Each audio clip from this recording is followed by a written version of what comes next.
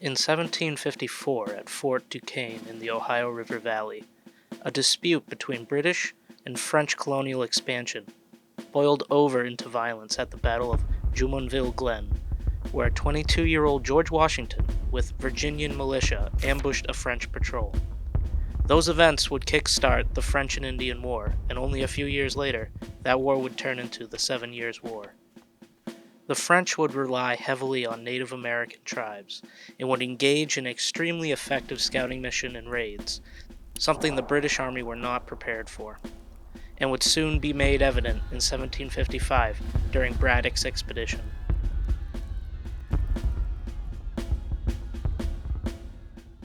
General Edward Braddock, a career military man who was used to traditional European tactics and was reluctant to use local Native Americans for scouts, would set out with over 2,000 troops comprised of British regulars, grenadiers, and militia, with the objective of taking Fort Duquesne and then marching on Fort Niagara.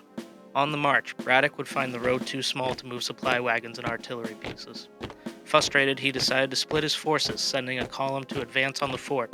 The fort, though initially lightly defended, had received large reinforcements. Aware of the British advance and concerned, the commander of the fort dispatched a detachment of 800 troops to meet the advance. The British advance, led by Colonel Thomas Gage, then came upon the French and their native allies still preparing to ambush his forces. Gage then ordered a volley against his opponent. The French commander was killed almost instantly. However, this did not cause the French troops to break, and in fact, they then rallied against the British. Gage's advance then retreated down the narrow road they had come and ran into the rest of the British forces led by General Braddock, which was rushing to aid Gage. However, the French, from behind trees and effective cover, began to fire on the British and completely surround them. After several hours of combat, General Edward Braddock was wounded, and the British resolve then collapsed. Luckily, George Washington, who was with Braddock, managed to form a rear guard out of his militia and allow the main British forces to withdraw.